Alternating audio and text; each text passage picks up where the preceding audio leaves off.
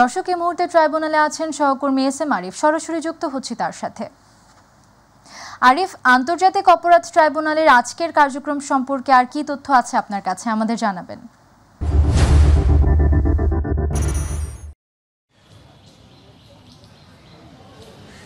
আমাতুল, আন্তর্জাতিক অপরাধ ট্রাইব্যুনাল 2-এ আজকে যে মামলাটি ছিল সেটি আশুলিয়ার 6 জনের লাশ পোড়ানো এবং একজন হত্যাকাণ্ডের মামলার সেটি দ্বিতীয় দিনের মতো শুনানি হয়েছে এবং শুনানির শেষে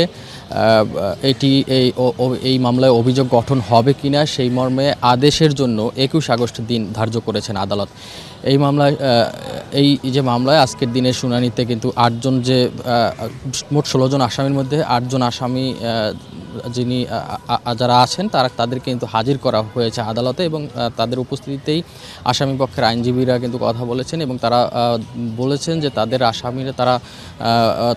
আসামিরা এই যে মামলার সাথে সংশ্লিষ্ট নয় এবং তারা জানিয়েছেন তাদের আসামিদের অব্যাহতি দেওয়ার জন্য আদালতের কাছে প্রার্থনা করেছেন।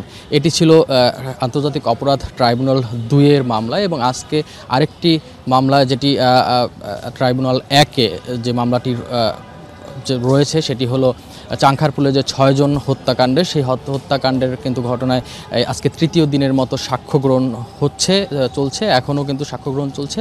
আজকে 6ষ্ঠ জনের মতো সাক্ষ্য দিচ্ছেন। এখন আমরা যতটুকু জানতে পারছি ইসামুল হকের ভাই মহিদুল হক তিনি এখন সাক্ষ্য দিচ্ছেন। এর আগে 2 জন সাক্ষী কিন্তু সাক্ষ্য দিয়েছেন, তার মধ্যে একজন ছিলেন শহীদ ইয়াকুবের মা রহিমা আক্তার। তিনি আদালতের সামনে জবানবন্দি দিয়েছেন। তিনি ঘটনার তুলে ধরেছেন তার ছেলে কিভাবে হত্যা হয়েছিল ঠিক 5 আগস্টের সময় চাংখারপুলে, সেটি তিনি বর্ণনা করেছেন এবং তিনি বলেছেন তার ছেলেকে নির্মমভাবে পুলিশের গুলিতে হত্যা করা হয়েছে এবং এর জন্য যারা দায়ী, বিশেষ করে যারা নির্দেশ দিয়েছেন, তিনি পরবর্তীতে বলেছেন যে তিনি এই ঘটনার হত্যাকাণ্ডের পর তিনি পরবর্তীতে টেলিভিশন সহ বিভিন্ন গণমাধ্যমে জেনেছেন যে এই গুলির নির্দেশ কিন্তু উপর মহল থেকে এসেছে এবং যে এর সাথে যারা জড়িত তাদের শাস্তি তিনি কামনা করেছেন। আরেকজন যে সাক্ষ্য দিয়েছেন তিনি ইয়াকুবের চাচা, তিনি আসলে ইয়াকুবের সাথে ঘটনাস্থলে ছিলেন এবং তিনি তার বর্ণনা মতে বলেছিলেন বেলা 11:30টার দিকে এই ইয়াকুব সহ তারা আসলে গণভবনের দিকে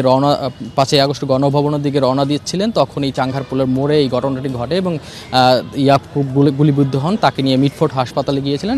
এভাবে তিনি বর্ণনা দিয়েছেন কিভাবে পুলিশের গুলিতে তিনি নিহত হয়েছেন।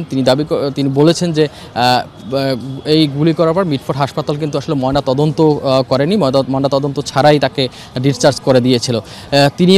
তিনিও বলছেন যে এই যে হত্যাকাণ্ডের বিচার হতে হবে এবং তিনি অনেকের নাম কিন্তু এখানে উল্লেখ করেছেন, বিশেষ করে প্রধানমন্ত্রী শেখ হাসিনা সহ যারা রয়েছেন, স্বরাষ্ট্রমন্ত্রী আসাদুজ্জামান খান কামাল সহ যারা রয়েছেন উপর মহলে তারা রয়েছেন।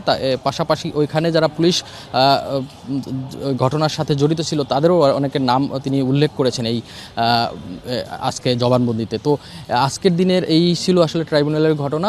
আজকের সাক্ষ্য গ্রহণের পর পরবর্তী সাক্ষ্য গ্রহণের দিন হয়তো ধার্য করা হবে। এই ছিল আমার কাছে সর্বশেষ। আরিফ, আপনাকে ধন্যবাদ। দর্শক, আন্তর্জাতিক অপরাধ ট্রাইব্যুনাল থেকে সরাসরি যুক্ত ছিলেন সহকর্মী এস এম আরিফ।